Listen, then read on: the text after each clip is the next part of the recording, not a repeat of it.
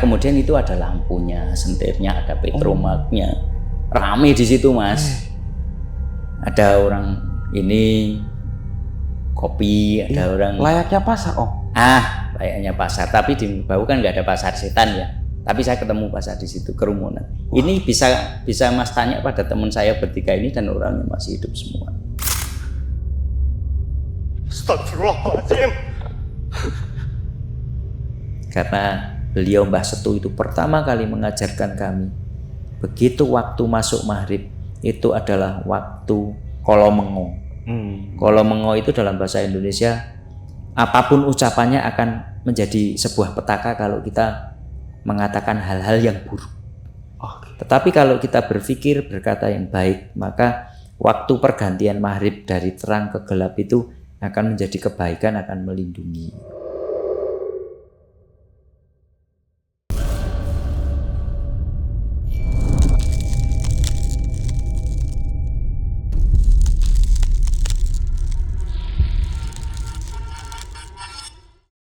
Assalamualaikum warahmatullahi wabarakatuh. Balik lagi nih di Besok Pagi. Kali ini bareng gue Bang Mange, pria gemoy tanpa bahan pengawet.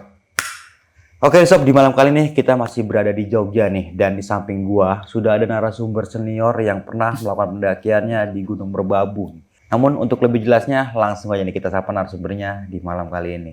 Selamat malam Om Catur. Selamat malam. Apa kabar nih Om? Alhamdulillah baik, sehat Om. Sehat selalu dan sampai sekarang menolak waras. Wah, oke. Om, ini Gunung Merbabu di tahun berapa Om kalau boleh tahu? Sekitar tahun 91. 91? Ya, 1991. Pasar setan di Gunung Merbabu? Di Gunung Merbabu, ya. Apakah benar memang ada?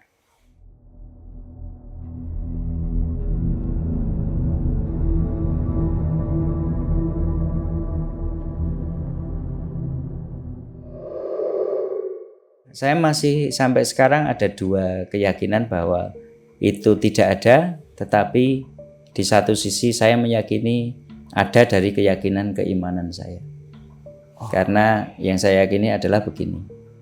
Di Quran, di Muslim, saya keyakinan Muslim adalah Allah berfirman bahwa wa ma khalaqtul jinna wal unsa illa liya'budun. Allah menciptakan jin dan manusia, maka saya meyakini bahwa ada dua alam. Ya. Jin dan manusia. Hanya vision-vision tertentu pada kemampuan terpilih yang bisa manusia untuk bisa melihat alam di sebelah kita, yaitu alam jin. Oke, nanti bakal diceritain juga Siap. sama Om Catur ya. Pendakian pada saat itu dan saya penasaran banget. Namun sebelum kita masuk ke ceritanya nih, bagi teman-teman yang belum subscribe silahkan di subscribe terlebih dahulu, like, comment, and share. Jangan lupa nyalakan loncengnya agar teman-teman semua nggak ketinggalan video terbaru dari Besok Pagi. Dan bagi teman-teman semua yang pengen menjadi narasumber di Besok Pagi, kirim cerita kalian ke nomor WhatsApp yang ada di bawah sini. Mau nggak mau, suka nggak suka, bahwa hal gaib itu ada di sekitar kita. Tanpa berlama-lama lagi, langsung aja kita masuk ke ceritanya.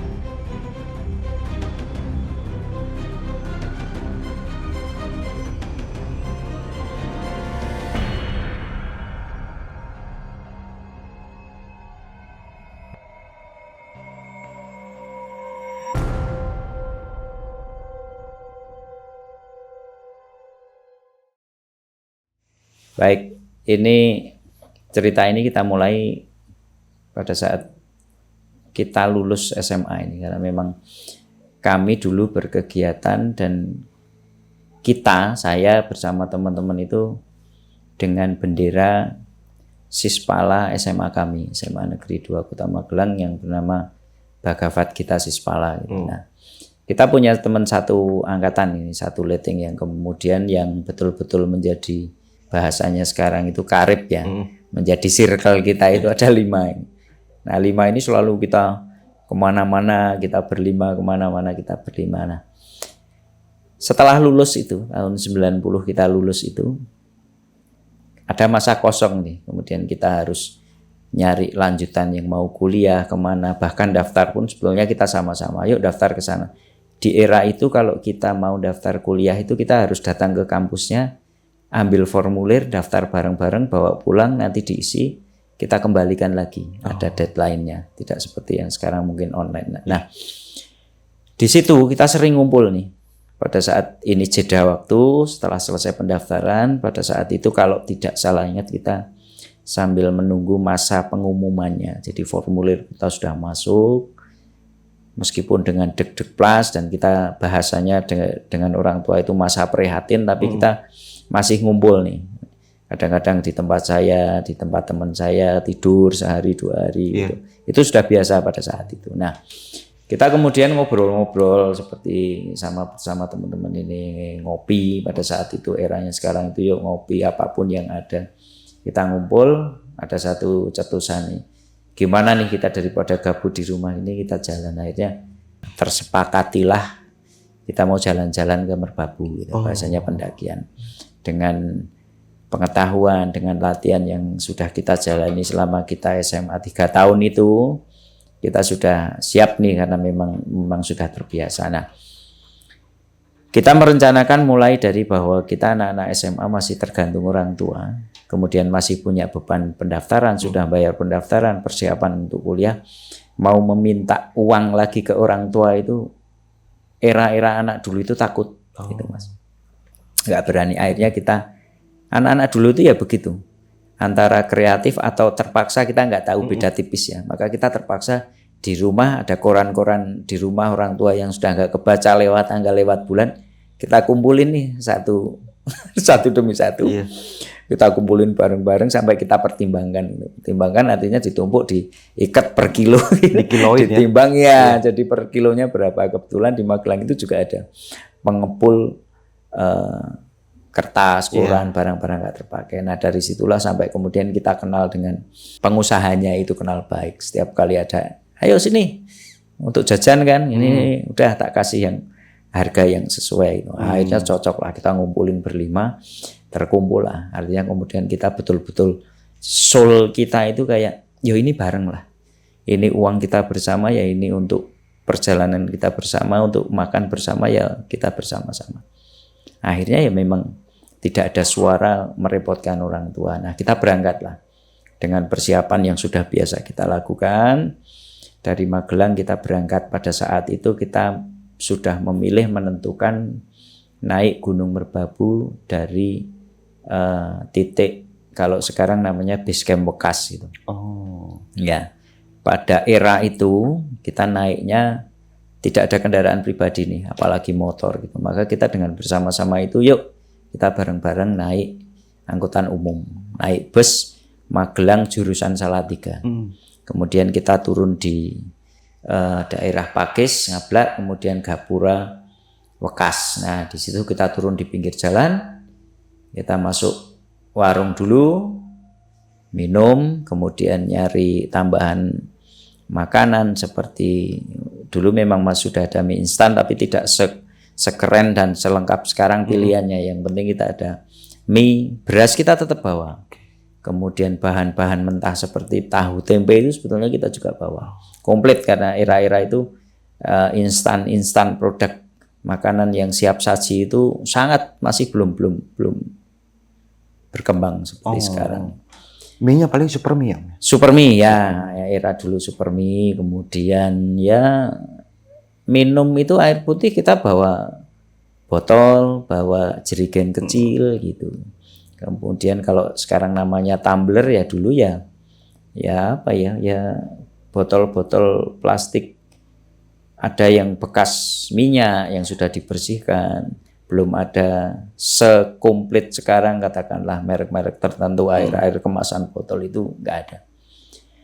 Dan kita memang sudah yakin dan sudah beberapa kali naik Gunung Merbabu via Wekas itu. Jadi nanti di pos tertentu, titik tertentu, setelah pos 1, setelah pos 2 itu ada aliran pipa-pipa yang bisa kita manfaatkan. Jadi memang namanya pos itu saat itu memang belum terlegitimasi bahwa ini adalah pos 1, ini adalah pos 2, belum ada.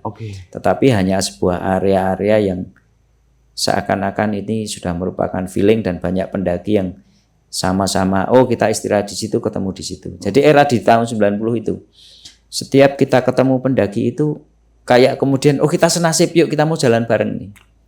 Nah kemudian kembali kepada ini, kita berlima naik sampai turun base, kita jalan dari titik pinggir jalan itu sampai base camp bekas. Pada saat itu tidak ada base camp, hanya ada rumah penduduk.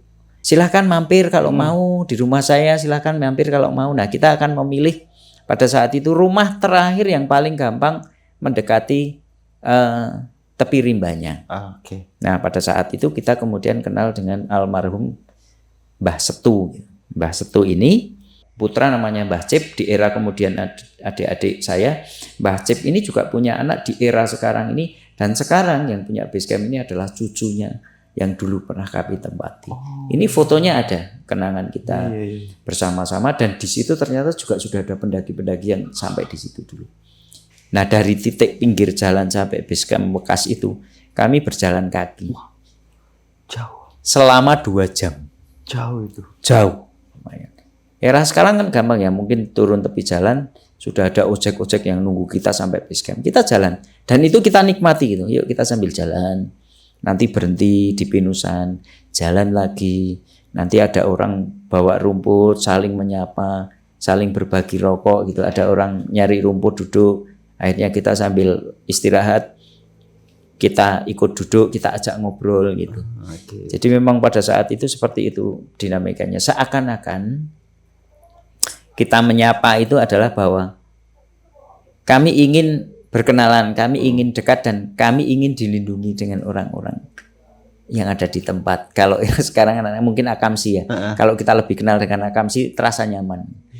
Ada perasaan secure gitu di situ. Nah kemudian kita mendapatkan posisi rumah tertinggi atau terdekat dengan tepi rimba itu, namanya Mbah Setu itu dengan ramahnya, dengan ketulusannya meminta kita untuk ayo tinggal di sini, ini ada teman-teman di sini. Di rumahnya itu dia buka, kemudian ada selasar, tidak ada kursi seperti ini. Jadi rumahnya terbuka, kemudian hanya ada bahasa Jawa kita amben. Dari bambu itu untuk bersama-sama istirahat di situ. Dan bahkan Mbah Setu itu dengan ikhlas sukarela, begitu ada siapapun dari manapun di situ, beliau selalu di dapur sibuk masak. Di era itu anak-anak pendaki pasti disediakan. Dan itu tidak diminta imbalan apapun. Bahwa beliau memasak untuk bisa memasakkan anak-anak ini, dia sudah merasa senang dan merasa bangga. Ada orang-orang yang mau berkunjung ke rumahnya. Saat itu rebutan, Mas, ayo mampir ke tempat saya aja, ayo main ke tempat saya. Belum ada base camp dan tidak ada simaksi. Kami saat itu tidak bayar apapun, karena kita naik gunung ya naik turun aja, naik turun. Tetapi warga lingkungan tahu kalau ada anak-anak, ada orang yang naik gunung. Begitu. Nah, saking dekatnya, pada lanjutan berikutnya kita ada persaudaraan bahwa satu ketika Mbah Setu itu turun ke kota jalan, itu kita dicari alamat kita. Beliau berkunjung. Aku tak mampir ya main ke tempat. Akhirnya orang tua kita deket. Jadi ikut deket dengan Mbah Setu. Seakan-akan kalau kadang-kadang kita pengen naik gunung jadi teringat, ayo ke Mbah Setu aja lah. Nanti merbabu lagi, ya udah nggak apa-apa, kita main ke sana, kita sepakat gitu. Dah ke sana. Nah, sampai di rumah Mbah Setu itu sebetulnya tidak ada apapun. Beliau dengan senang hati, hanya saja pada era-era itu, era kami alami tahun 90-an itu, dan pada saat yang akan saya sampaikan pengalaman saya ini adalah pada tahun 91. Nah, beliau itu hanya berpesan begini. Saya terjemahkan ke dalam bahasa Indonesia ya, karena beliau kan memang orang Jawa asli dengan logatnya yang kental, dengan aksennya yang kental. Bahwa bahasanya Le, kalau kalian naik gunung jangan sekali-kali berkata lelah. Jangan sekali-kali berkata aduh kok jauh ya. Jangan sekali-kali berkata aku haus. Kan susah kan rasanya. Dalam bahasa Jawa begini. Le, ojo pisan-pisan kowe nggersulo kesel. Ojo pisan-pisan kowe muni, waduh aku kok ngelak. Jangan sepisan-pisan kowe ngomong aku kesel meskipun dengan temannya. Aku capek, jangan. lakukan seperti kamu berjalan biasa, bercandalah dengan temanmu. Nek bercanda, nek guyon, ojo guyon sing ora kena atau pamali. Jangan bercanda dengan mengeluarkan kata-kata yang pamali, misalnya, wah, gue kono no setani rayo, ada hantunya enggak ya? Wah, itu tempatnya angker enggak ya? Sudah, kamu jalan saja. Kalau kamu jalan malam, ya yang kamu hadapi adalah memang gelap malam. Tapi bagaimana kamu menghadapi malam itu dengan nalurimu, bahasanya kan berarti memberi kita kiasan bahwa kalau memang kamu malam nggak bisa lihat, alat apa yang membantu kamu untuk bisa melihat gitu. Maka era itu alat penerangan yang kami bawa adalah senter, tetapi senter yang berisi batu itu, Mas, batu ABC itu masih itu, belum ada batu cas, belum ada batu alkan, batu ABC yang besar-besar itu. Senter kita itu yang senter aluminium perak panjang itu dengan kepala senter yang besar gini, kemudian ada bolam kecil bulat itu yang kita putar seperti bola atas. Itu senter-senter yang kita bawa di era-era itu. Kemudian kami pun membawa lampu ting. Karena di era itu minyak tanah itu kan mudah. Lampu ting itu adalah lampu dengan kaca bulat ini. Yang kita angkat itu, kita isi minyaknya di situ. Kita penuhin semua di tempat Mbah Setu. Bahkan Mbah Setu, kayak aku isih nyimpen botol diisi kebai minyak diisi. Saya masih menyimpan 1 botol, silahkan diisi. Nah terus saya terjemahkan aja kepada. Nah terus gimana bahasanya, Bar? Itu dipakai, kamu jangan bilang bayar. Kamu akan ketemu dengan alam ini. Alam tidak pernah meminta kamu untuk membayar apapun. Tapi kamu nanti akan mendapatkan dari alam itu, yang kamu bayar adalah dengan ucapanmu syukur. Kamu harus bisa bersyukur bahwa alam masih bisa memberikan kamu apapun. Juga kamu harus berharap bahwa alam melindungimu.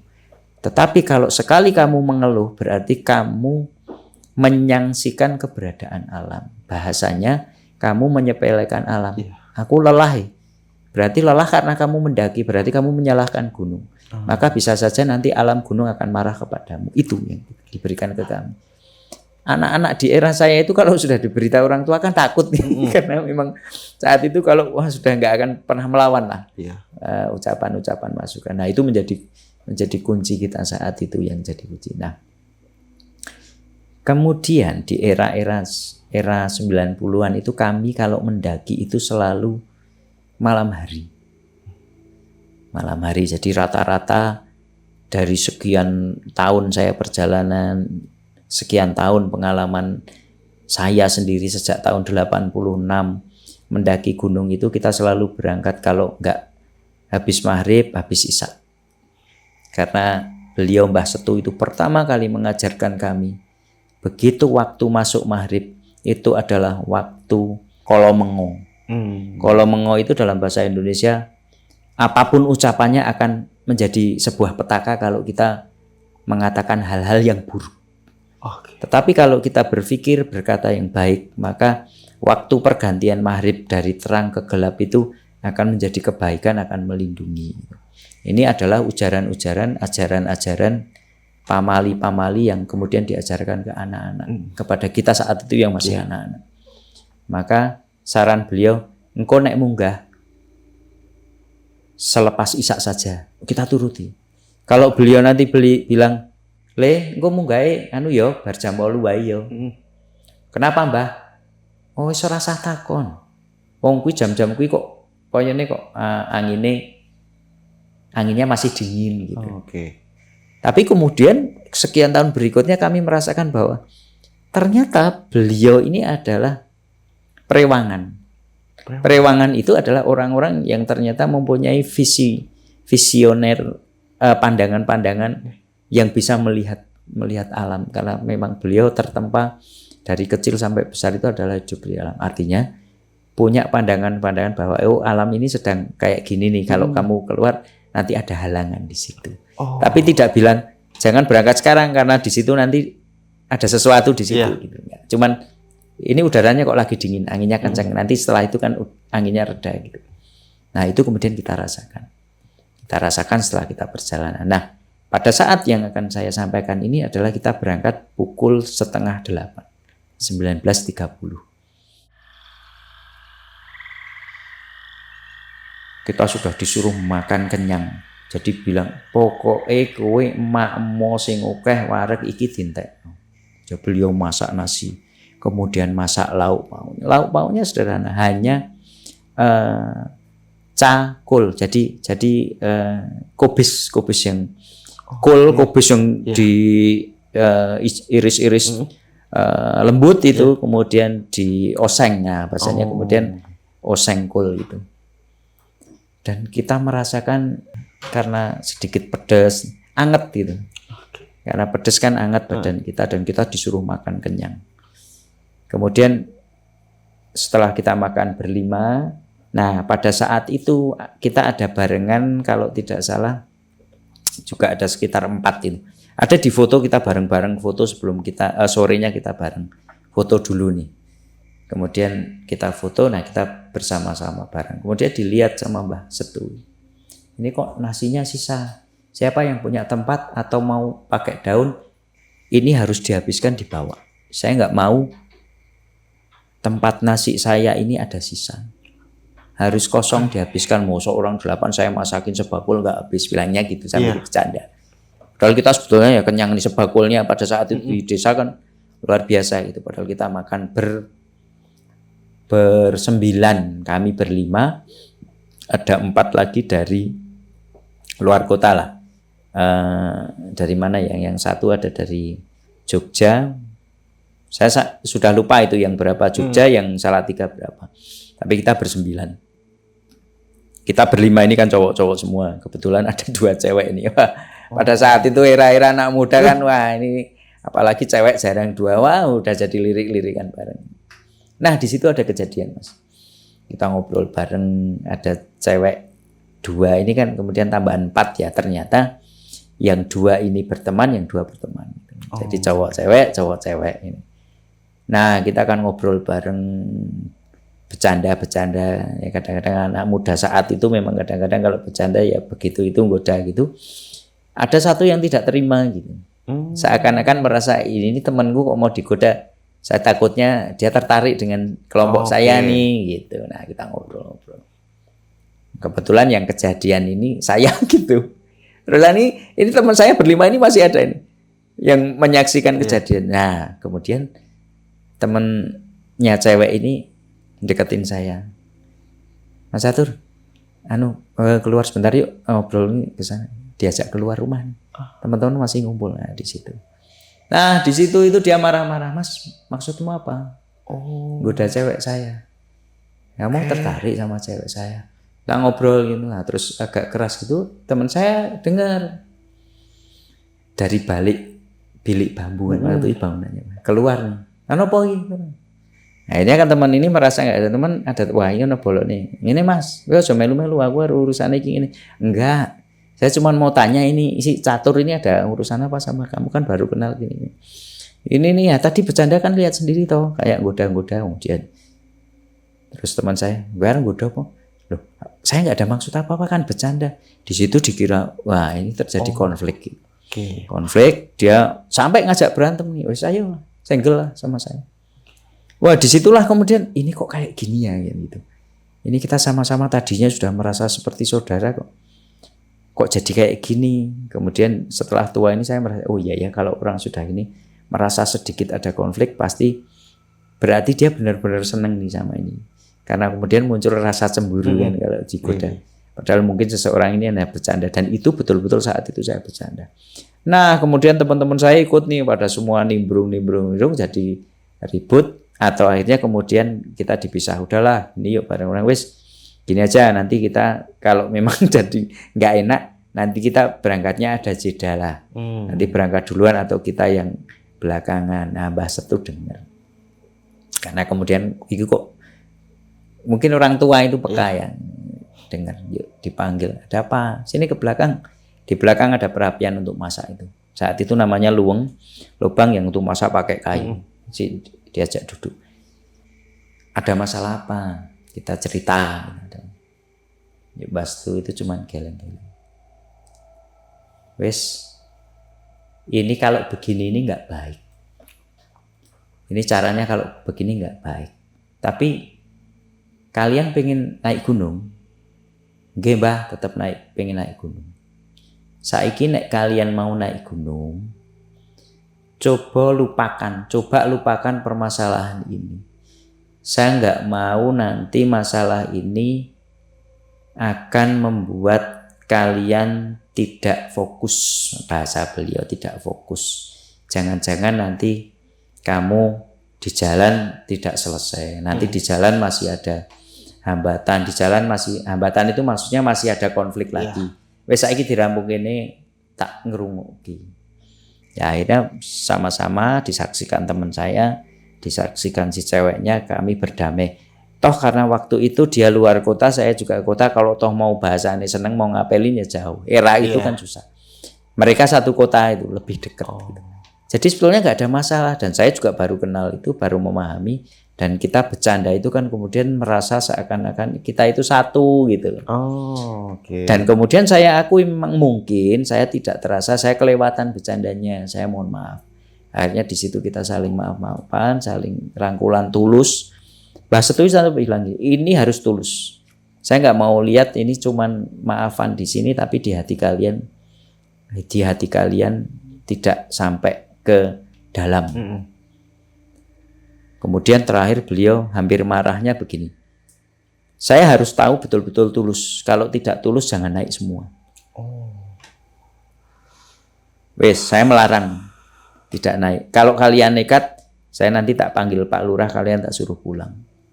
Waktu itu begitu. Bahasanya panggil bapak-bapak untuk ngusir kita. Wah, kita kan mikir nih, waduh daripada diusir, wes lah benar-benar aja ya dengan tulus. Nah, akhirnya jalanlah kita. Jalan. Nah,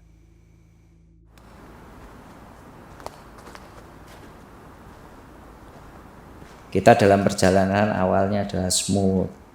Sambil bercanda, bicara, obrolan biasa sambil jalan gitu. Di titik pemberhentian pertama itu dari Wekas itu kan ada makam gitu ya. Ada makam pertama di tikungan pertama, titik pertama bukan pos itu, tapi memang makam keramat yang dikeramatkan oleh Desa Wekas itu. Dusun Wekas maksudnya, Dusun Wekas itu. Nah, di situ kita berhenti bareng-bareng di situ. Kita sama-sama merasakan bareng-bareng itu, tapi memang tidak terucap. Kenapa saya merasakan ini? Karena kemudian besoknya kita sama-sama saling bertanya. Ada keanehan di situ. Tapi memang kita sudah diberi amaran jangan mengatakan sesuatu yang tidak baik. Maka kemudian rumus sekarang kalau terjadi sesuatu jangan ngomong di tempat itu gitu. Ini sekarang saya juga sambil memberikan rumusan. Kalau teman-teman mendaki kemudian ada suatu area yang kemudian ada feeling ada sesuatu yang nggak pas, nggak enak, atau ada sesuatu yang membuat kita takut gitu. Jangan ngomong di situ dengan temannya. Ini akan lebih baik. Misalnya, saya kok barusan kayak merasakan tempat ini kok ngeri ya. Jangan ngomong di tempat, simpan nanti setelah pulang atau setelah selesai. Ada sebetulnya naluri begitu, budaya itu yang tapi mungkin kita terlewat ya untuk menyampaikan itu. Karena apa? Pada saat itu terjadi ada tadi kepercayaan tadi itu jangan sampai terucap, karena itu akan betul-betul menjadi sebuah kolomengo. Kolomengo itu adalah ucapan kita akan menjadi sebuah doa yang ada arti yang lain, bahwa apa yang kita sampaikan itu ada pengharapan. Contoh yang saya maksud adalah, waduh jangan-jangan ini ada yang mau lewat nih, nanti bisa lewat betul. Ada sesuatu yang ada di bayangan kita lewat akan muncul. Kita pada saat itu betul-betul patuh dengan nasihat orang tua, kita jalan. Tapi kemudian dengan merasakan itu seperti klik ya. Oke yuk jalan yuk gitu. Oh iya jalan yuk jalan lagi. Jalan berombongan kemudian masuk ke Pinusan itu sudah sekitar pukul 9 lebih lah, 9 lebih kemudian kita break lagi. Yuk kita break dulu nih. Kita minum bareng-bareng karena tidak bilang haus ya. Yuk kita break dulu. Kita minum bareng-bareng sambil ngobrol lagi nih, sambil nunggu itu yang agak lambat supaya bareng lagi ya, kita dekat. Kita duduk berjajar gitu. Kita setelah minum,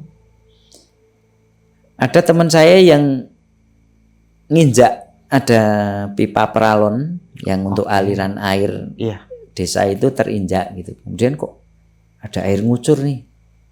Dicari dengan saya, oh itu ada yang lepas keinjak. Wes pasang-pasang nih. Oh ya udah sekalian. Ini ada air yang sudah berkurang di sini. Kita ngisi air muri itu. Dengan air itu kita penuhin semua. Terus kita sama-sama benahin. Di saat itu sebetulnya ini yang saya alami saya sendiri ya. Krek ada teman yang aduh nginjak itu ada cerita. Duh mau ada apa ini?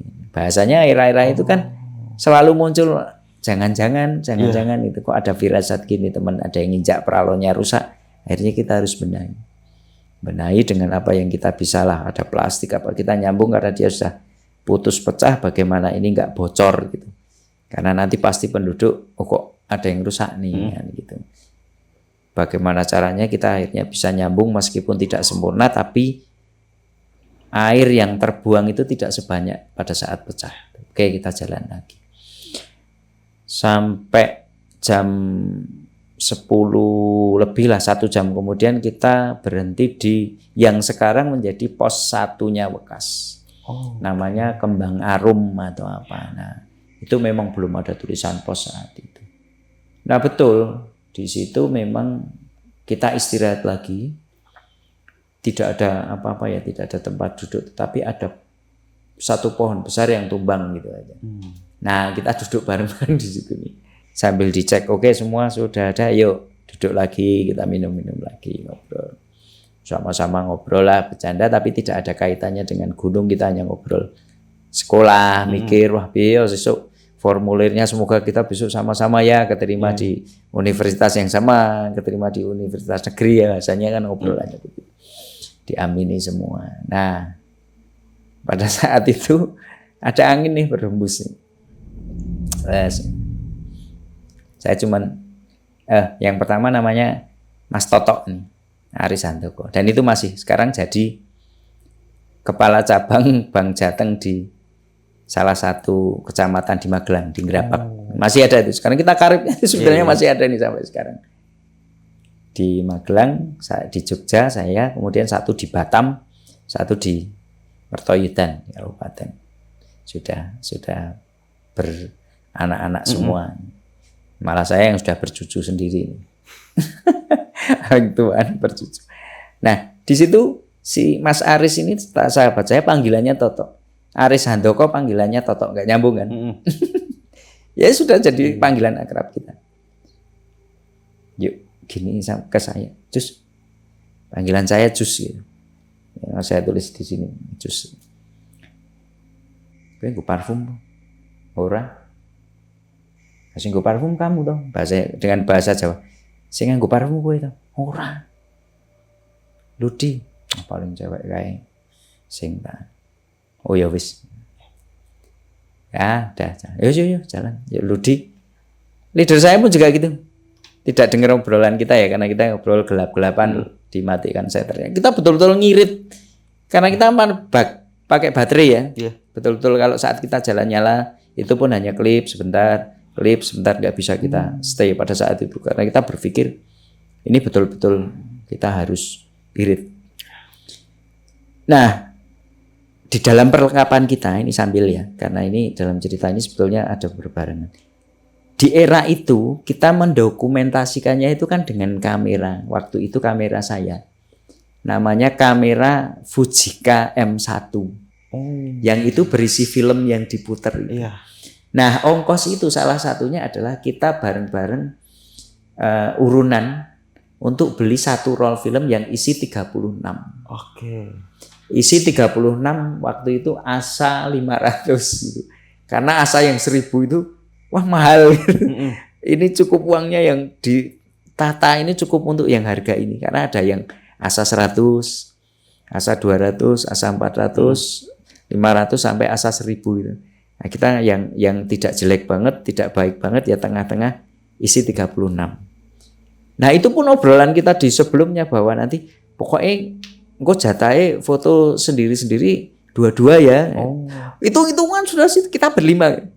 36 ini kalau dibagi 5, 6 kan. Maka nanti jatah masing-masing 2-2 dulu. Nanti sisa yang 4 ini nanti ada foto bareng aku sama siapa, atau kita bareng bro. Sudah gitu. Sampai segitunya kita nata karena ini kan terbatas kan. Iya. Tidak seperti sekarang era jelek ganti dirubah itu enggak. Karena kita enggak bisa lihat hasilnya. Kita hanya bisa melihat dari kaca itu jelek sudah. Karena risikonya kalau ini kemudian kita plester. Kalau ini sampai kebuka selesai. Kita tidak bisa mengulang kebakar. Nah, itu 36 sampai kita menghitung. Bahkan pengalaman kita kalau 36 ditarik kok 36-nya geser. Wah, kita dapat ekstra. Artinya masangnya itu tidak boros, masang awalnya itu. Begitu ada hembusan wangi, ternyata pada saat dia ini ada hembusan wangi dan saya pun juga merasa dan ternyata semua merasa. Nah, Mas Ludi ini leadernya. Yuk kita berangkat lah. Ngajak semua dan itu sepakat. Yuk gitu. Tidak ada apa mungkin semacam feeling ya. Yuk segera beranjak itu. Yuk kita jalan lagi. Sudah komando kayak pasukan ya siap semua dengan komandan jalan lagi. Dari saat ini namanya Kembang Harum, kita jalan lagi. Gantian nih leader. Cus kamu depan. Gantian nih aku. Oke, yuk jalan. Jalan depan, kemudian antara sekarang pos 1 dan pos 2 yang untuk istirahat itu, pos 2 Wekas itu kan memang saat ini lebar ya. Dulu hanya ada lapangan kecil, belum ada sumber air, tetapi ada aliran air yang dari awal hulu air terjun. Itu ada yang pecah mengalir ke sini yang bisa kita manfaatkan. Nah, sebelum sampai di situ, ini ada jalan yang seharusnya ini kita agak ke kiri naik, ada simpang ini kok agak datar lurus begini, tetapi ini aliran jalan tapaknya ini agak lebih jelas. Saya dengan mantep aja jalan ke kanan, saya turun jalan. Jalannya semakin turun, semua bareng-bareng turun.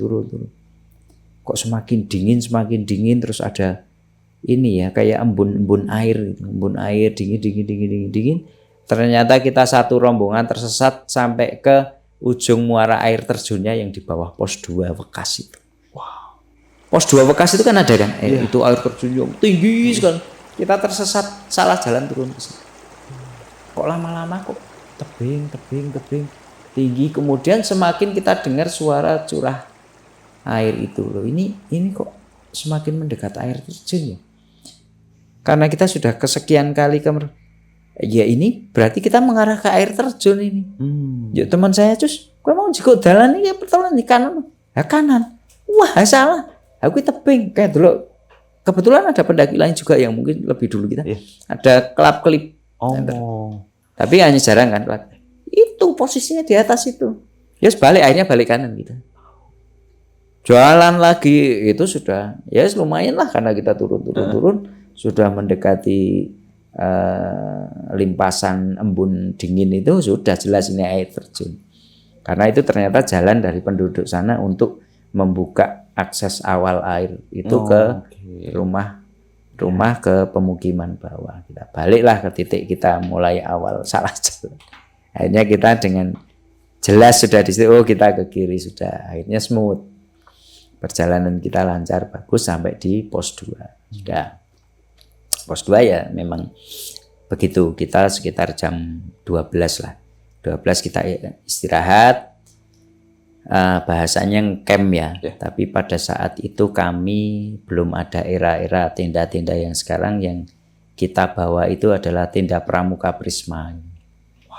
Tenda pramuka Prisma dengan tali pramuka, dengan tidak ada frame, karena kalau tenda Prisma itu kan kita kemah saat kita era 90 itu selalu pakai bambu dengan tiang 2 ini. Nah ini kita mendirikannya ya saat itu sudah terpikir ada pohon, kita pancang-pancang, tendanya menggantung, ini hanya tinggal ditarik saja hanya gini. Kemudian temboknya, bahasa tepiannya tenda itu kan bentuknya seperti rumah gini ya, ini gantung.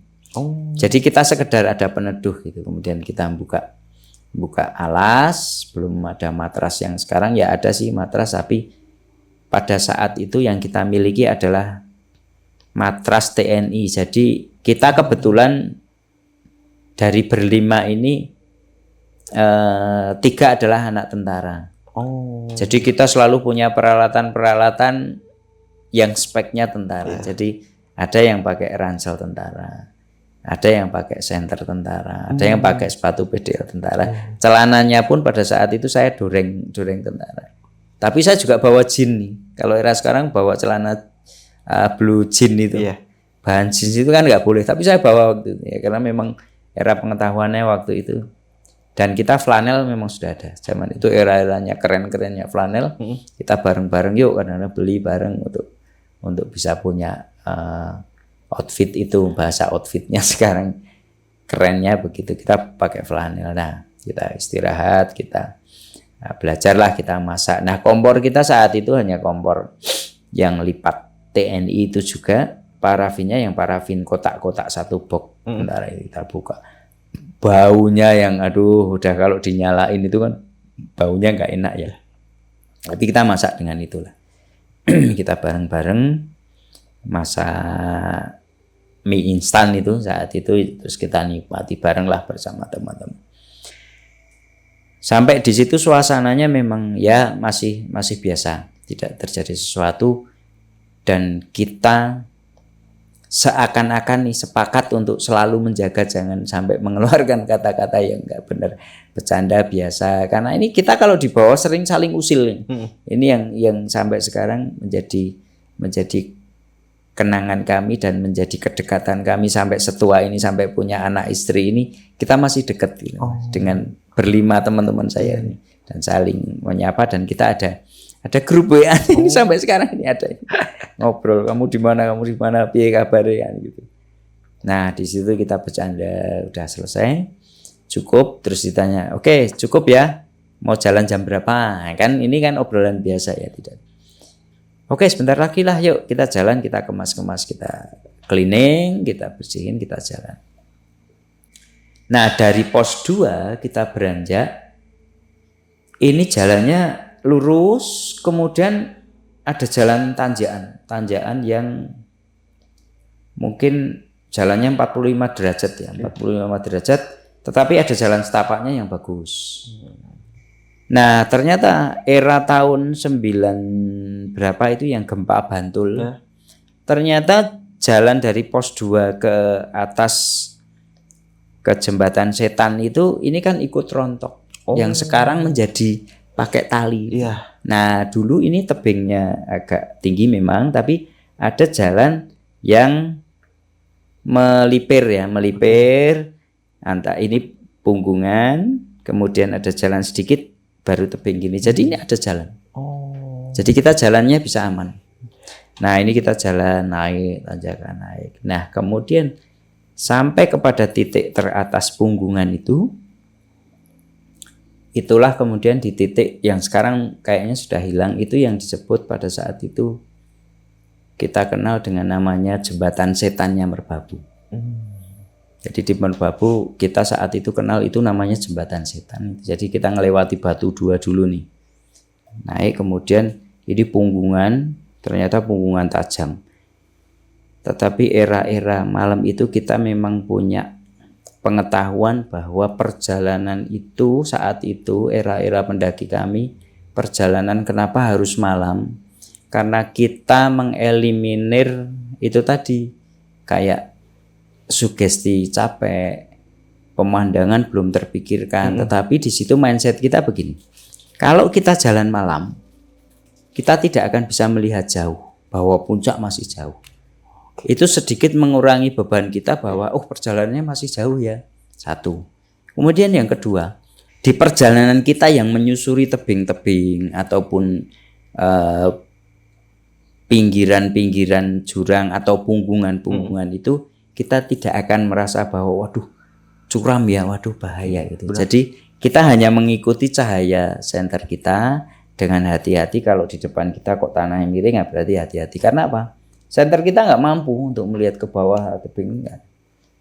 Nah, kita jalan menyeberangi itulah satu-satu itu, dan di situ wanginya luar biasa karena punggungan gini.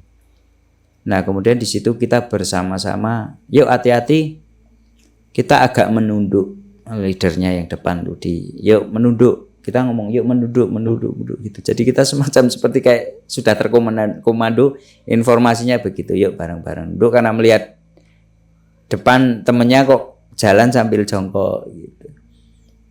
Karena ini kan nggak ada pegangan ya, angin ini menerpa. Kalau kita posisi tidak bisa melihat apapun, kiri kanannya gelapnya senter, ada angin kan kita kayak kedorong ya. Maka kita sedikit menunduk untuk menstabilkan posisi kita. Nah, di situ kita berhasil. Nah, kemudian melewati jembatan setan itu, pada saat itu terjadi kita bersama-sama hanya bertiga.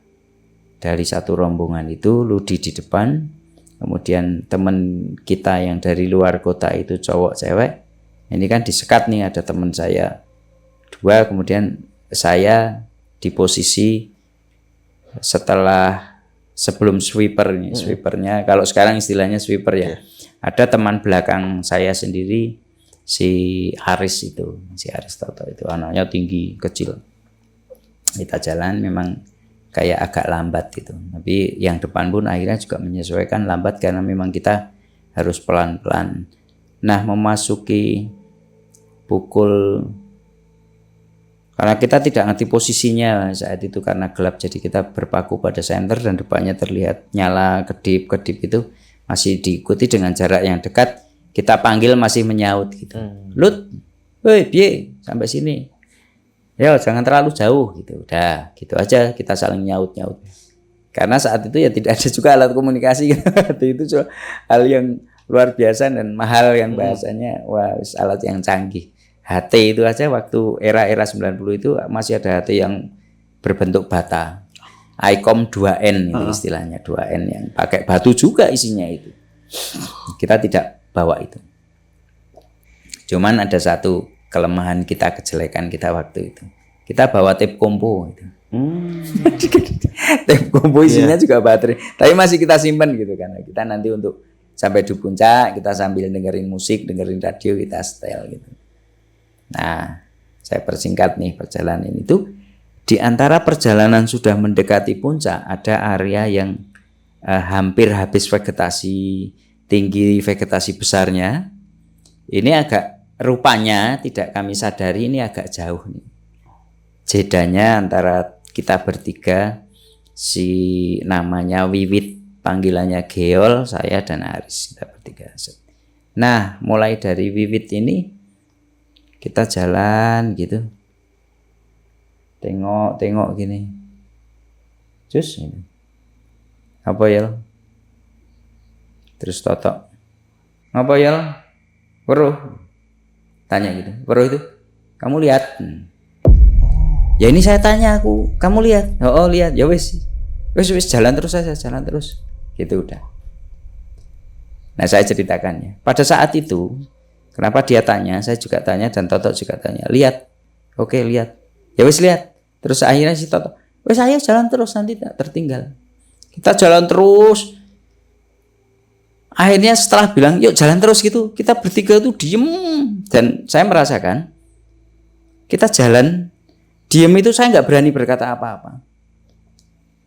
Tapi saya harus melihat si Geol, kemudian saya nengok Totok masih dekat, saya lihat lagi si teman saya depan saya nengok Totok lagi, ternyata sama si Geol, ya nengok saya, udah si Totok yang liatin gini ada gitu. Nah, setelah lewat kita jalan smooth nih. Di situ kita berkeringat, ternyata kita agak jauh. Ternyata Ludi dan teman-teman yang itu sudah ada pada titik hampir mencapai puncak itu nungguin kita. Yuk begitu senter. Yo, cus, tok. Hei, piye? Kok jaraknya rada jauh, cepet tanteni. Nah, udah ditunggu. Oke, kita nyusul. Nah, sudah gabung, dicek. Oke, komplit. Kita bersembilan. Yuk, kita jalan ke puncak. Sampai puncak. Smooth sudah nyampe puncak. Kita sudah dengan euforia, yuk gantian foto. Cepet nih spotnya mumpung terang gitu, karena kabut dan sebagainya, angin banter. Oke, selesai. Terus wis piro? Gitu. Sudah berapa? Dihitung betul-betul, Mas. Sudah sampai angka berapa? Jangan sampai, lah kok kowe wis loro, kamu sudah 2 belum? Sudah. Ya wes, sudah. Kamu sudah. Aku baru 1. Ya wes, 1 lagi mau di mana? Ayo. Gitu. Gantian. Karena memang sepakat itu kan, jangan sampai nanti jadi cuma 1 atau apa gitu. Karena memang itu terbatas. Oke. Itu selesai. Nah, kita ada kesempatan juga foto dengan teman muda itu. Dan itu untuk menghindari itu, akhirnya saya membatasi tidak mendekati si cewek itu. Jadi kayak, wis lah, udah nggak usah. Daripada konflik, karena pesannya Mbah Stu, daripada ada apa-apa yang berkaitan dengan, kita yakin nanti ada apa-apa dengan gunung kan, saya lebih takut itu daripada bahasanya waktu itu namanya anak muda ya. Kalau berkelahi ya ayolah berkelahi, masalah kalah menang nanti kan gitu. Itu kita bisa eliminasi, bisa kita kurangi, bisa kita redam. Selesai foto, sampai di puncak itu pukul 4:30 gitu. 4:30 pagi. Jadi ini kita semalam jalan, jadi memang jalan 4:30. Nah, puncak kita nongkrong, kita ngobrol, tidak mendirikan tenda, tapi kita sama-sama duduk bareng-bareng, angin berhembus-hembusan. Itu pada saat itu puncak Merbabu itu vegetasinya masih bagus dengan cantigi-cantigi yang masih asli besar-besar. Kita masih tercover ya, terlindungi bareng-bareng. Kita foto bareng-bareng lah. Selesai, intinya itu smooth, tidak terjadi apa-apa seperti biasa di puncak sampai pagi. Kita dapat sunrise. Saya punya dokumentasi juga sunrise waktu itu dengan hasil kamera, meskipun ini saya scan lagi, saya repro ya. Tapi saya punya album di rumah yang itu asli, yang sudah cetakan. Sampai sekarang saya masih punya. Wow. Jadi saya dokumentasi di album waktu itu yang foto ditempel, ada plastiknya gitu. Tapi saya sekarang nggak berani buka, karena kalau ini dibuka pasti ngikut. Nah ini sayang, ini jadi museum saya lah bahasa saya. Singkat cerita, kemudian kami turun lah. Kami turun. Kan sudah siang nih, turun dari puncak saat itu kalau saya tidak salah sudah sekitar pukul 9. Pukul 9 siang, karena kita sudah menikmati di atas puncak bareng-bareng. Akhirnya kita terpisah nih dengan 2 itu, karena kami pamit dulu ya untuk turun lebih dulu. Oke, silakan. Jumpa lagi kapan-kapan. Nah, sayangnya kontaknya mungkin yang punya si Haris itu. Anak itu yang ribut anak Salatiga ya kalau nggak salah. Anak Salatiga. Bersama temennya, ya udah mereka turun dulu dan saya malah lebih lega, artinya kita nggak bersama, meskipun nanti ini turun nggak bareng, saya yakin Mbah Setu memaklumi mereka turun lebih dulu gitu, tapi aman, sudah tidak terjadi apa-apa. Pada saat perjalanan turun ini smooth juga gitu. Nah, di titik kita kembali di atas pos 2 kita jalan, ini saya pribadi, saya melihat ada sebuah pohon besar yang malam itu saya nggak lihat, tapi siang itu kok itu kelihatan dominan gitu. Dominan itu artinya tiba-tiba saya melihat pemandangan ini jalurnya ke pos 2 dan itu sudah kelihatan pos 2, ada pohon satu besar. Kok saya tiba-tiba kok itu ada pohon besar ya, kok pohonnya kayak sendiri ya, menyendiri gitu ya. Terus akhirnya saya ngomong sama teman, nanti kita istirahat di pohon itu ya, di bawah pohon itu. Ya oke. Nah, kita istirahat di bawah pohon itu. Oke, nggak ada masalah. Kita turun lagi, smooth sampai di base camp lagi di rumah Mbah Setu itu sekitar pukul 3:30. Karena turun itu kan lebih cepat lah, dan kita sudah happy, sudah seneng. Pada saat itu betul-betul kami merasakan kayak tidak ada kelelahan, tidak ada rasa lelah. Adanya hanya seneng, enjoy. Kita bisa berkegiatan sama teman-teman itu, enjoy gitu. Nah, baru sampai di Mbah Setu, kita istirahat, kita ngobrol. Kebetulan Mbah Setu lagi ada tetangganya atau ada kumpulan apa, atau kalau nggak salah nengok apa gitu loh. Kalau orang-orang desa ada saling sambang gitu, nyambangi. Kita ngobrol, tumpahlah semua cerita di situ. Apa yang semalam dialami? Iya. Di situ kemudian tumpah. Yang pertama adalah itu di pos 1. Ada bau bunga. Wes gitu. Bau bunga harum sekali, makanya tanya kamu pakai parfum? Enggak. Paling cewek itu yang pakai parfum. Ya sudah, terus yuk berangkat jalan. Jangan sampai nanti keceplosan maksudnya. Yuk, begitu semua menyadari, jalan 1 itu. Nah, di situ kan kemudian tanda-tanda ada bau itu. Terus yang kedua, waktu di pos 2 kan smooth ya apa-apa setelah lewat. Nah, kita bertiga yang saling kontak mata dan kontak kode obrolan itu bahwa kita tiba-tiba ketemu ada kerumunan orang di depan kita. Aneh ya. Ada kerumunan orang di depan kita. Si Geol itu berhenti kan gini, terus saya tok lihat, tok Yol lihat, yuk Geol, kamu ya lihat, yuk ya udah jalan yuk. Itu kita melihat ada kerumunan orang duduk di pinggir gitu. Ada yang ada tempat anyaman bambu itu, di atasnya ada kue, ada lemper, ada apa, dia jualan. Tape, terus ada lemper tuh yang di sini ada anak kecil, Mbok, beli Mbok tuku Mbok. Terus di sini ada orang lewat jalan ini. Ya bahasa waktu itu banyak jajanan ya, baku. Kita melihat di situ ada orang banyak jualan, gitu enggak? Kowe lihat apa? Aku sing tak liwati kae baku lemper kae. Oh iya aku liwat. Ning bakul iki mung ndelokke ngene iki. Dengan tatapan kosong dan kowe ra ini apa sing merasakan? Orangnya pucat semua. Tapi mereka pakai pakaian tradisional. Pakai pakaian tradisional maksudnya orang Jawa ya, biasa. Oh, orang desa. Saya tahunya pada saat itu kalau kita nyampe itu orang-orang kampung gitu yang jualan di situ buka. Karena kemudian itu ada lampunya, sentirnya, ada petromaknya. Rame di situ, Mas. Ada orang ini kopi, ada orang layaknya pasar, Om. Layaknya pasar, tapi di Bau kan nggak ada pasar setan ya. Tapi saya ketemu pasar di situ kerumunan. Ini bisa Mas tanya pada teman saya bertiga ini dan orangnya masih hidup semua. Kita bersama-sama menyaksikan itu. Tetapi rombongan saya di depan si Rudi, si Bagus dan dua teman saya dari saya tidak melihat apapun. Makanya mereka jalan lancar. Kita tersendat-sendat itu antara maju enggak. Kemudian kita ayo jalan terus. Dengan keyakinan itu. Tapi mereka tidak komunikasi dengan kita. Oke. Jadi mereka itu seperti ya melihat kita ada di lingkungan mereka, mau beli ya silakan, kalau enggak ya enggak apa-apa gitu. Nah, kita kan wah di sini apa ya? Kita merasakan duk gitu. Langkah kita seperti berat gitu, maka kita dorong-dorongan, ayo maju jangan berhenti gitu loh. Yang di depan ternyata mau melangkah ya takut-takut gitu mengelewati orang itu. Dan tidak berani bilang permisi gitu, enggak. Ya udah jalan. Dan itu betul-betul kita tahan karena sudah sepakat dan kayaknya kesadaran saya masih mengingatkan begitu saat itu. Aduh, saya melihat ini saya langsung speechless.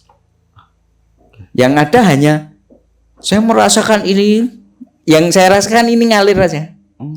Lebih deres dari biasa. Les gitu.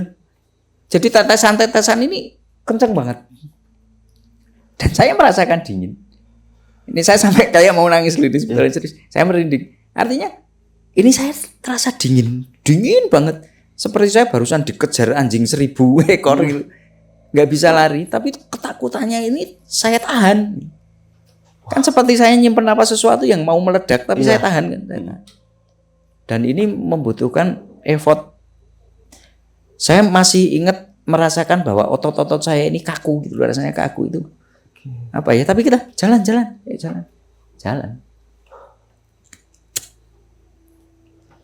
Di situ tumpah silu di teman saya yang jadi leader. Opo. Aku kok ra weruh ya. Was, ngawur we. Dia senang bercanda itu ngawur. Tak weruh ta. Iya, just we. Ya weruh. Wow, telu weruh aneh-aneh kita berdua Gus ora nonton. Ora apa. Aku yang ngarep kok. Kita bertiga lihat ini. Kita bertiga lihat sama-sama itu sampai di atas. Kita betul-betul nahan waktu itu. Jadi begitu itu terlewat suasana jadi temaram.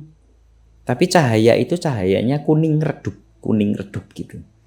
Masuk kuning redup terus ada kayak asap juga asapnya kuning gitu. Kayak kabut yang terkena lampu kuning itu ya. Tapi itu jalan aja, jalan. Nah, di tempat kita jalan ini areanya sebetulnya punggungan, tetapi punggungannya tidak setajam jembatan setan yang kita lewati itu. Ini ke bawah. Tapi ini kita melihat ini luas. Banyak sekali orang gitu. Saya nggak bisa ngitung berapa jumlahnya, tapi ini pasar gitu. Orang warawiri belanja bawa itu ada sayur, ada ayam, ada yang bawa itu. Tapi nggak ada suaranya, Mas. Yang saya tahu nggak ada suaranya. Nah, kita di bawah cerita, selesai itu cerita itu terungkap semua.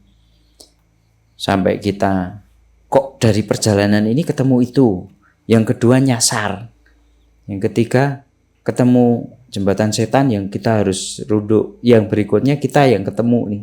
Saya yang ada masalah harinya begitu. Smooth bawahnya. Nah, kemudian yang termasuk tadi ada satu pohon yang tiba-tiba saya kok matanya ngeklik ke situ ya. Katakanlah kayak pemandangan ini kok tiba-tiba saya kok ngamatin ini ya, tempat topi ini ya. Padahal biasa kan ini sebetulnya. Tapi saya kok selalu pandangannya ke situ. Saya ajak teman-teman istirahat di situ. Cerita itu nanti setelah saya sampai rumah. Oke. Nah, kita terungkap lagi. Akhirnya Mbak Setu pulang nih. Karena kita kemudian sepakat, "Weslah istirahat nih kene lah, ngopo sih kita gabut, wong kita libur, sudah nggak sekolah." Kita berangkat Sabtu, itu sampai Minggu sore, ya kita pulang besok pagi lah, Senin pagi kita supaya enak kita istirahat. Dan Mbah Setu pun ternyata begitu, wes leren kene wong ki wis meh maghrib. Kowe nek mlaku saka kene tekan Wekas kono, waktunya sudah lama dan tidak ada angkutan lagi. Dari Salatiga ke Magelang itu sudah habis, lewat jam 6 habis. Nggak ada angkutan umum gitu. Kamu mau naik apa? Ya karena memang kita juga paham harusnya siang karena angkutan kan siang. Oke, kita ceritalah di situ. Yuk Mbah Setu. Kuwi sing tak omongke. Kamu sudah memulai dengan hal yang tidak baik. Ini bahasa wejangan ya. Segala sesuatu yang akhirnya betul-betul saya tanamkan di saya. Segala sesuatu yang dimulai dengan tidak baik. Sekecil apapun pasti akan ada sesuatu yang nggak pas. Maka kalau kita niat melakukan sesuatu, ya mulailah dengan niat yang baik aja lah. Itu satu. Yang kedua, kalau kamu sudah niat baik, ada orang yang baik, berarti kamu hindari saja bahwa itu urusannya dia. Kamu jangan sampai terbawa. Bahasanya kemudian saya ikut konflik ya, diskusi dengan dia. Mbok pengen ini, saya masuk. Bahasanya begitu. Urusanmu, kamu yang tanggung jawab. Urusan orang lain, dia nanti yang akan kesiku. Kesiku itu yang akan kena efeknya. Bahasa Jawa kesiku. Maka kalau bisa, ya sudah. Itu bukan urusanmu karena kamu nggak bisa apa-apa. Dia punya pendirian sendiri, dia punya jiwa sendiri, dan dia punya pemikiran sendiri. Bahasanya seperti itu Mbak Setu. Nah di situ ceritain. Gue ketemu apa? Kita ceritain bau harum itu. Itulah hasil konflikmu semalam. Yang saya sebetulnya bahasanya saya mau ngomong sakjane kowe ora usah munggah wong kowe wis do ribut ning kene usah gelut kok. Kan sudah nggak bagus. Kalau rumah saya untuk ajang berkelahi berarti Prewangan gunung sini sudah nggak terima dengan saya. Kowe nekake masalah wong kon Bali wae sebetulnya. Mbah Setu bilang sakjane mambengi kowe tak kon Bali wae, tak kon aja munggah wis ning kene wae. Tapi saya juga tahu bahwa anak-anak muda ini pengen belajar. Ming saya berdoa. Kemudian bahasanya saya kemudian setelah kalian berangkat saya menepi masuk kamar, saya bersemadi. Bahasanya begitu Mbah Setu. Ben kowe kuwi dijangkung. Ning aku ngerti ning kono kowe wis ditunggoni. Jadi sudah ditunggu dengan hal-hal ada aura-aura negatif kami. Negatif itu yang menimbulkan gesekan frekuensi-frekuensi negatifnya mereka. Nah, kemudian saya cerita pas kuwi ana sing nyopo apa ora mboten Mbah. Kowe nyopo apa ora mboten ya wis kuwi berarti kowe aman. Ning nek sekali ternyata seandainya saat itu ada teman saya yang nyapa, "Permisi Bu," maka kita nanti masuk ke sana. Maka teman yang di depan kita akan kehilangan kita. Ini hilang kita. Jadi akan putus. Menurut beliau. Ini yang kemudian era-era sekarang kadang-kadang teman kita terpisah, nyasar. Ini percaya nggak percaya ya? Itu terbawa oleh tiba-tiba dia menghadapi siapa, ketemu siapa, diajak orang itu, "Yuk lewat jalan sini." Karena dia sudah kehilangan teman, saya ketinggalan, tiba-tiba kok ada teman.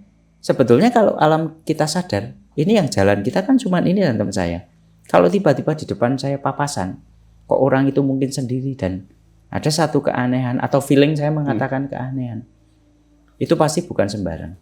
Tapi pada saat orang tersesat terpisah, dia akan berpikir bahwa teman saya nggak mikir saya nih. Ya. Ada orang yang mendorong, melegakan kita, Mas tenang saja, udah kamu tak temenin saya, yuk jalan sama saya ke bawah. Nah di situ Mbah Setu cerita, alhamdulillah le, kowe ora nyenggol apa-apa, ora tuku apa-apa, tidak beli apa-apa. Halo sob, sebelum lanjut ke video, gue mau kasih tahu nih bagi teman-teman semua yang mempunyai cerita horor, kalian bisa langsung aja kirim cerita kalian ke Instagram kita, yaitu dengan keywordnya besokpagi.edv atau ke email besokpagi.ch@gmail.com. Tunggu apa lagi? Langsung aja kirim cerita kalian segera. Nenek kue tuku apa-apa berarti semalam harusnya saya ada wisik bahwa mungkin saya, bahasanya apa ya, aku jagong ki iso tiba gitu. Artinya ini kalau kayak tradisi ini ya. Sorry aja cerita tentang lilin yang menyala menjaga, kalau lilin itu duduk mati ada sesuatu. Maka Mbah Setu itu cerita, nek aku njuk engko awake le jagong le gledak ki aku ambruk, berarti terjadi gitu. Oh, Ternyata saya hanya goyang-goyang ini tenang, aku ndonga tenanan. Oke. Iki bocah-bocahku selamat. Yuk tiba-tiba tenang, anak selamat. Alhamdulillah itu Mbah Setu. Dan saya sudah tahu bahwa nanti kamu akan pulang utuh. Ya betul. Nah, kita pulang utuh diceritakan. Itu menjadi pengalaman kita untuk betul-betul belajar bahwa kita datang ke gunung. Itu adalah kita masuk ke zona yang bukan milik kita atau bukan area kita, bukan kebiasaan kita, bukan tempat tinggal kita. Maka kalau kita masuk ke rumah orang, ada permisi. Ya. Ada menghargai segala milik orang yang bukan milik kita. Kemudian kita masuk itu ada adab bahwa kamu pantasnya etikanya duduk di sini. Kamu duduk di sini. Kalau mau minum ya minta izin, permisi. Ini secara logika umum bahwa kita masuk rumah kan nggak selonong boy gitu. Benar. Masuk duduk, ada makanan, ambil nih, belum dipersilahkan. Ini yang membuat kita mendidik ira-ira kita seperti itu. Gitu. Nah di situ kita selamat. Nah closingnya nih, saya penutup cerita ini adalah bahwa saya mampir ke bawah pohon bersama-sama itu. Iya. Sampai di rumah teman, kita semua masuk angin, Mas. Masuk angin, kemudian masuk anginnya itu badan panas dingin, gregesi. Iya. Kemudian kita sama-sama kena penyakit gatal di punggung kita. Apa? Kalau sekarang namanya herpes. Yang kemudian titik-titik merah putih itu panas sekali rasanya. Itu di punggung. Gara-gara apa? Kita istirahat, duduk bersandar pohon itu ternyata. Kita sakit, beberapa hari kemudian Mbah Setu itu berkunjung ke Magelang. Kita ceritain, Mbah, pulang dari itu kita kowe mesti nyenggol apa ning kono. Ada sesuatu yang kamu sing nyenggol apa, Mbah? Enggak. Ngerusak apa? Enggak ngerusak, Mbah. Nah, terus kowe nek leren, pas leren kuwi ngopo? Enggak ada apa-apa. Kita enggak sadar waktu itu.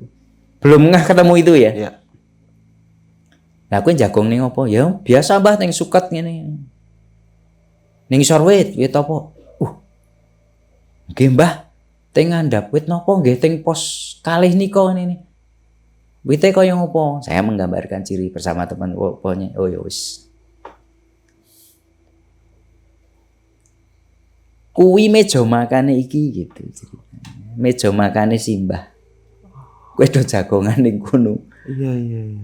Kuwi mungkin kowe ngosak asik kowe jagong. Ya kita memang di situ buka logistik minum-minum bareng-bareng gitu. Nah, kita sama-sama tanpa kayak komando, ini pohonnya besar itu. Kita bersandar satu-satu gini.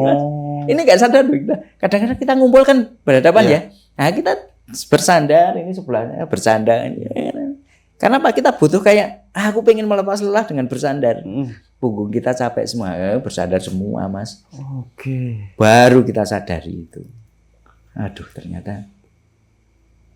Jadi kita muncul, percaya nggak percaya ya kok kayak gini. Gitu. Itu yang kita alami waktu itu.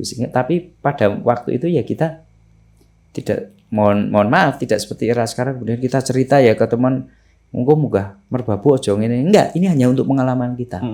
Dan berikutnya kita setiap kali bersama-sama naik gunung, kita sudah sepakat sama-sama wes hati-hati. Sebelum sampai base camp, kita bercanda sepuasnya. Mau ngerjain teman kita sepuasnya, silakan. Begitu naik gunung kita sama-sama kayak sudah sepakat terkomando, yuk kita belajar menapaki pendakian, menapaki ini step by step, dirasakan bahwa ini sebuah perjuangan, bahwa ini sebuah latihan, bahwa ini sebuah arena untuk menempa kita, mendidik kita. Maka di situ betul-betul kita harus ingat, harus fokus apa yang harus kita jaga, itu aja. Begitu turun sama Mas, sampai warung kita saling bercanda. Salah satunya contoh gini, kita istirahat dari Bekas, masuk warung sama-sama makan, sudah pesan makan. Begitu, aku tak ning kamar mandi wisuh tangan situ. Kita iseng, ada tahu susur kita masukin ke piringnya si Toto. Oh aku ikut, tak ambilin, ada kerupuk tubuh. Jadi begitu dia datang, piring dia itu lauknya banyak banget. Ini punya siapa ini? Yombong, kita kan sampai pegang piring-piring kita. Saya aman. Wah tahu kita mangan saya undang mana? Oke. Wah aku kon mangan sampe nih. Wah itu kerjanya, itulah konyol-konyol kita. Akhirnya menjadi ya kita deket. Oke, Mas Catur, terima kasih banyak Mas ya. Siap. Udah mau berbagi kisah pengalamannya dan semoga bermanfaat nih buat teman-teman Amin, semua yang amin. mendengarkan Insyaallah, cerita di semoga malam bisa. kali ini dan tetap diambil sisi positifnya dan dibuang jauh buruknya nih. Siap. Oke, mungkin terima kasih banyak juga. Sama-sama. Sebelum mengakhiri video kali ini, dari gue Bang Mange, kurang lebihnya mohon maaf. Sampai jumpa di video-video selanjutnya. Assalamualaikum warahmatullahi wabarakatuh. Waalaikumsalam warahmatullahi wabarakatuh.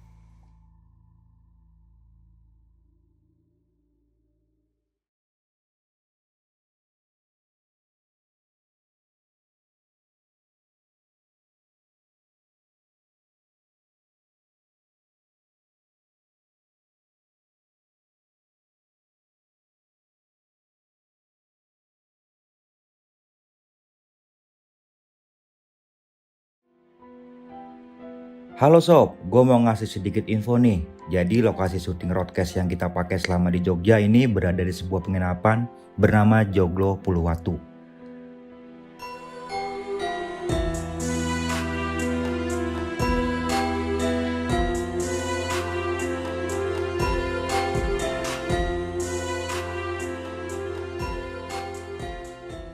Saya Kristo dari Joglo Puluwatu Villa and Resort.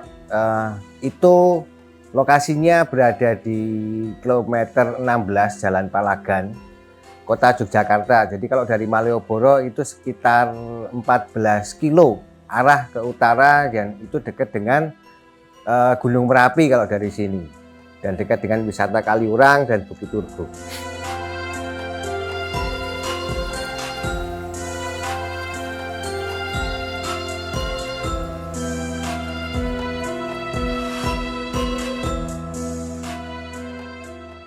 Begitu masuk area penginapan, nuansa pedesaannya langsung terasa.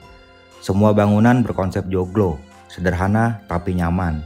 Halamannya luas, banyak tanaman buah, area parkir juga lega, dan ada kolam renangnya dan kafe yang enak buat santai.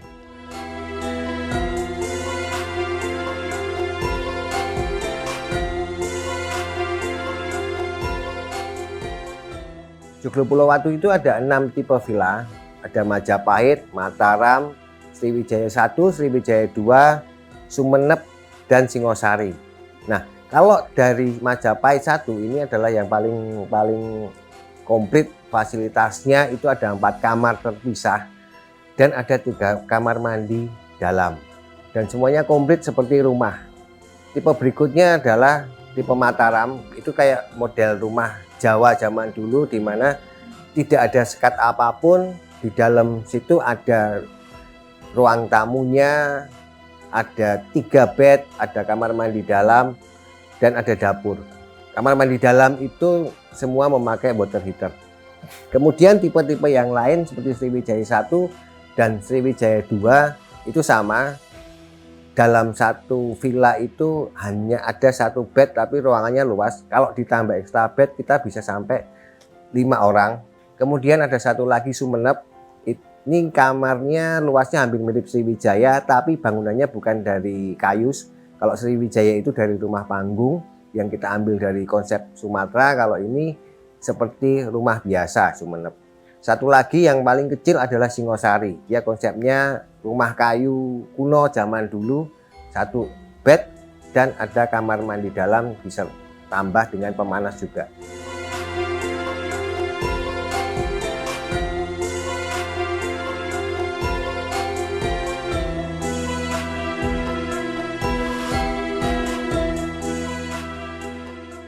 Buat kalian yang cari tempat penginapan dengan suasana adem, tenang, dan jauh dari hiruk-pikuk kota, Joglo Puluwatu bisa jadi pilihan yang pas. Untuk informasi tambahan, kalian bisa hubungi kontak yang tertera di deskripsi video ya.